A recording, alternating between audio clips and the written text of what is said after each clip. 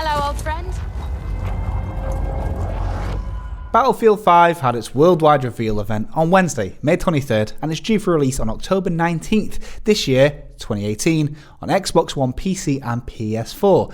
It's your boy Jake Kulkowski, and joining me today is Gareth Evans and Liam McKelvey. Battlefield 5. This one is going to be set in World War II. We've all watched the event, and before I give you a quick summary, let's talk about that trailer. So first impressions, guys. Wow factor, yeah, no, what do you think? A high octane, way too fast, so many things going on. They tried to cram as much as they could in to represent everything that's in the game. And you can see that. You play it back at like 25% the speed, and that's about as fast as I can manage. It's so bloody fast. It was very chaotic. It was hard to follow what was going on sometimes. But I thought it did a decent job of representing like the type of game it wants to be. You know, like lots of people, air vehicles, land vehicles, all that, you know, explosive destruction. Yeah. I think as a proof of concept, it worked quite well. As a gameplay trailer, well, that's up for debate, isn't it? Yeah. Is it gameplay is the question. Is it gameplay, isn't it? It's okay. CGI, isn't it? Well, IGN spoke to EA representatives after the fact, and they got back to IGN saying, quote, all in-engine footage and representative of things you can do in the game. So that's what they said, which I believe, like you guys are saying, the trailer kind of was like a quick show reel, like we need to put a bit of the building in, a bit of the planes in, a bit of the close quarters, a bit of the tanks, a bit of the snipers. It was so much crammed into there that I don't know if it's really going to be that representative of what this Battlefield is, because Battlefield's normally about these big open maps, but this felt claustrophobic. And for me personally, I think they made one mistake, and it's the one thing that made this go from a good trailer to a bad trailer. And what it is that this is pre-rendered. It's all in engine, yeah, sure. But they added that bloody UI to make it look like gameplay. And why mock up a UI? It seems deceptive then, doesn't it? It seems like this is how it's going to play. In reality, it's not going to play anything like that. Yeah, but the UI element just makes it seem like, yeah, you can play the game as it looks like here, but it's not. It's just deceptive is what it is. If people really do think that, and there is going to be kids out there or people that might have just half watched it, you know, it might cause a backlash. And EA don't really want to deal with another backlash after their last big shooter, Battlefront 2, was like the biggest backlash in bloody history. Yeah. So I think that was stupid of them to do that, to put a UI in. Because like you're saying, even if it wasn't supposed to be like that, it does come across as a little bit deceptive. Yeah, we saw the trailer from Metro Exodus back at E3 2017, which was the same kind of trailer, right? Mainly pre-rendered, and it looked beautiful and gorgeous. There was no UI there, so you couldn't even argue that this was in-game gameplay. Or they're trying to pass it off as that because they could say, well, hang on a minute, there's no UI. This is obviously not in-game play. Yeah, exactly. That's the big differentiating factor. And that is probably the only thing about the whole event that I was like, oh my God, what are you doing? But as for the event itself, it was hosted by Trevor Noah. He killed it, to be honest. He was very, very good. And he was talking and mentioning some points that, you know, a lot of people do feel. Trevor Noah said to the Battlefield devs right there in the face that World War II's been overdone, basically. What are you doing different? Is this going to be more like Inglourious Bastards or more like Saving Private Ryan? And they didn't actually answer that question, but they did mention in loads of stuff like you're going to play as the Germans, you're going to play as the British, you're going to be going to Scandinavia, Norway, North Africa, the ruins of Rotterdam. And you're a big World War II game fan, guys, and especially... Well, historically I was. Let's put that out there. Okay. Historically I was. And, I mean, I like my immersion. I like historical accuracy. This just seems like fantasy to me. It feels like fantasy. It just feels like it's alternate reality and not real reality. Just how it's portrayed and how it's all shown on... They mentioned... There's a disconnect for me. It's not authentic. Yeah, they did mention directly that they do want players to quote, play a power fantasy. Yeah. So it does seem that they're more interested in having these cinematic things. They fell into that trap. World War II's been done to death. What do you reckon of this? Maybe seeing North Africa, Norway, some places that you might not have seen, like Scandinavia. You don't. It's always D-Day, and it's you know what I mean. Normandy, France. Yeah, and you're always playing as the Germans and the British. But what do you reckon about seeing these new places through the eyes of various people in that war stories mode? In Battlefield 1, war stories felt a bit, you know, slapped on there. There wasn't much room to do anything in war stories, and it was very heavily scripted, that sort of thing. So I do hope they improve that this time around. Yeah. But as for you know, being set in World War II, I'm optimistic because I like World War II games when they're done well. Yeah, I'm optimistic about this one. War Stories was a bit of a talking point last time round because it's not your traditional campaign. Shouts out Black Ops 4. This is a couple of vignettes. Here's another food analogy that I'm so famous for at the moment. It's like tapas. You know what I mean? Like, some people are into it. Some people are just like, this is insubstantial bullshit. Yeah. And I want everything to be threaded together. I don't want all these little stories. Yeah. I don't feel like there's enough development.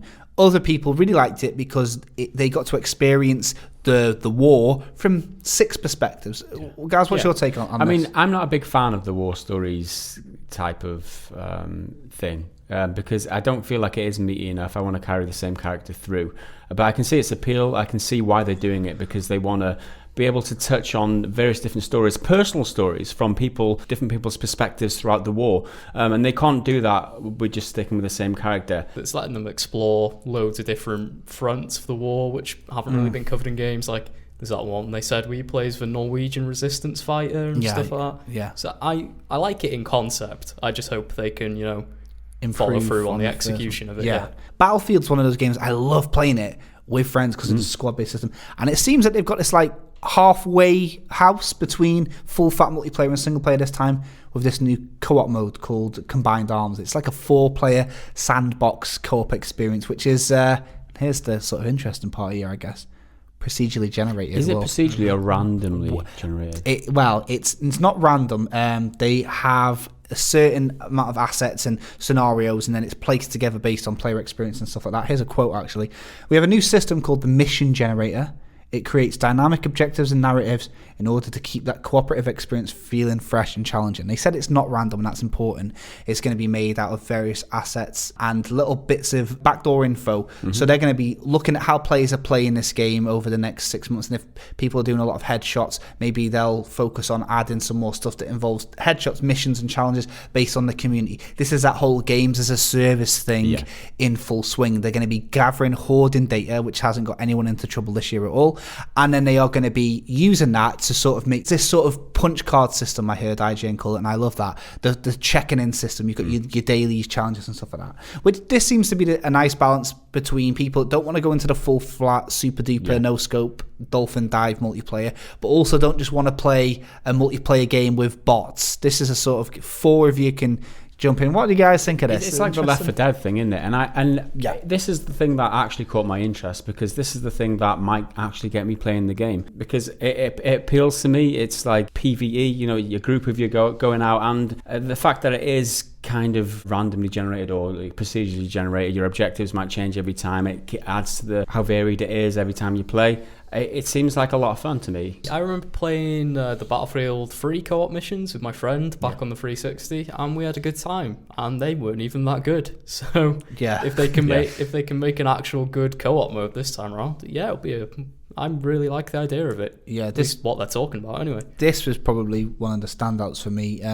There's something that was a standout for a lot of people, and it's something that we cover a lot on this channel, but guys, you said in the office it shouldn't really be that big a talking point, but for some reason it is, and it's that there's no loot box progression. That's because it's the EA thing, isn't it? And because of the whole backlash, they made a whole point during that announcement. Trevor Noah, he specifically asked, he went, "Can you pay to win in this game?" Yeah, exactly, and that is a selling point for them now. It's like that's the question that people are asking themselves when they're going to buy EA games now is the pay to win, or the microtransaction, or the loot boxes? Now, we know there's no pay to win because they said that explicitly on stage. They said there's no loot boxes, but microtransactions they didn't refer to, which means obviously microtransactions are there. They did say to IGN after the fact that there's going to be cosmetics, so we now know that there'll be that. It'll probably be that battle pack system from Battlefield 1. Bring that back in all likelihood. To get custom gun skins and all that. That thing. Well, let's move on to the final thing, which is again the big point for most people, is the multiplayer, full fat multiplayer here then. They're bringing back Operations, but they're calling it Grand Operations, so as you can imagine it's a bigger version of Operations. And they want it to be cinematic. A lot of Western games get criticised for this, and they were proper the stereotype. They were talking about it. They want to be a power fantasy. They want you dropping from planes. They want you having that cinematic experience.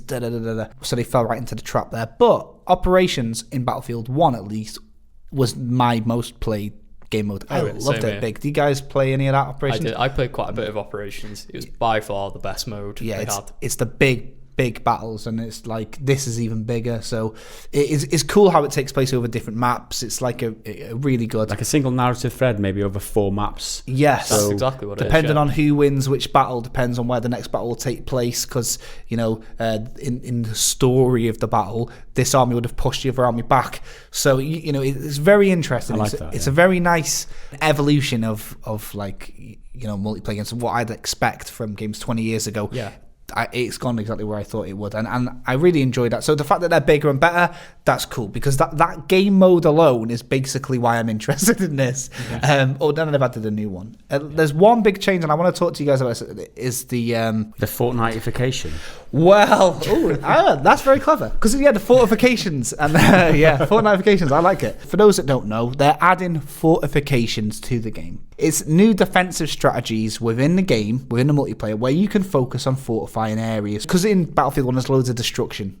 So in this game, there'll be lots of destruction, but then you can reinforce those buildings, build them back up, build foxholes, fix buildings, build guns, make choke points, sandbags for days. It's not like you're going to be building wooden stairs 5%, running up them 360, no scoping it, and then growing a handlebar moustache. What do you think? That was a Dr. Disrespect reference, in case you missed that one. Trash. I don't know why I even bothered. So what do you think of this? And do you think this is a direct reaction to Fortnite, or do you think this would have been planned anyway? It's homogenizing the whole genre, if you ask me. Each game are taking parts of other games and then throwing it into their games. You saw it with COD recently, where they're taking the Battle Royale, and no word on Battle Royale, by the way, for Battlefield yet. No. That is still up in the air. There are rumors, but we don't know yet for sure. And it's kind of making all games look very similar these days. It's the way that they're kind of copying what's trending and what people are interested in. And it doesn't feel to me like they're trying to push in their own direction, and it feels like they're all kind of losing their own identity because they're all becoming one and the same. But that's just how I feel about it. I could almost believe them if they said we were going to do this anyway. But it's a good fit, because this game is, you've got that stupid wrench mechanic where you've got a blown up tank and you can just wrench it to fall. Yeah. That with buildings, that same mechanic, just put onto a building, there's a wall that's blown up, wrench it till it's... That's what I imagine this is going to be like. So I can kind of see them getting away with it just about. But I like the idea of using this to sort of fortify areas that you like. It'll be good for campers, and that's going to annoy a lot of people. Liam, what do you reckon of this fortification mode? I actually think, they've not added it to copy Fortnite or anything. I think they've added it to just add another layer of depth to the the multiplayer meta, I guess. Yeah, it's just believable enough, isn't it? Yeah, I don't think it's like, Fortnite do it, so we've got to do it. I think they've added it in because they genuinely think it will... just add another feature to the game. Yeah, the Fortnite comparisons are definitely going to be annoying them. No one can say that it's not a good fit, right? Yeah, I mean, they're justified by saying that we give you all this destruction, so the maps can literally be obliterated. So we need to balance that out by allowing you to build up things as well. It definitely is a good fit. It'll be interesting to see how people use this in the meta gameplay, what techniques get developed by this, and it's just another gameplay mechanic for people to use their way in their style. You might have a healer, a support class, you might have medics, and then you might have this guy, engineer, something like that. That's another point as well, since you did say healer, that anybody can up down to teammates now, so you don't have to be medic, which again leads into my theory that all these games are becoming homogenized, because you can do that in PUBG, you can do that in Fortnite, so that's another which is interesting, because I play medic, that's my main class, love the mid-range rifle, and I love the support element of it. By support, I mean bringing them back to life. I don't mean the heavy machine guns. So I'm interested to see where me as a medic, anecdotally, where am I going to fit in now? And are they going to take that out of the game? Who knows? Closing thoughts, guys? Are you going to be interested in getting it in October when the game comes out, or are you guys going to be waiting to see? What do you reckon? I'm looking forward to it. I think a lot of what they were saying, I agree with. And the trailer, even though it was, pretty shady as to what was actually gameplay, what was not, it got me excited, because I'm like, if they can do that and follow through on that vision, it should be a good game. For me, their tagline, Battlefield will never be the same, doesn't quite ring true. For me, it feels like it's just more of the same, especially since it's so similar to the Battlefield 1. Even the art, right? They've got that kind of orangey, reddy, kind of huey glow to it, which feels very similar. I don't think it... I mean, I played Battlefield 1. I'm not sure all these added gameplay elements and changes that they've made are going to interest me enough to to want to play it. Yeah, I think I'm like right on the fence to the point where and this is what they fucking rely on, so I'm exactly where they want me to be. If enough of my friends buy it, yeah, I'll get it, because it's the co-op that pulls me through. So there we go, Battlefield 5, just a reminder, it's out in October if you're interested. Maybe you're not. Who knows? Why don't you let us know, and then we will know. Comment, like, subscribe, more content on the screen if you want to check it out, Patreon if you want to support the channel. Thanks, Liam. Thanks, guys. We'll see you next time. Bye.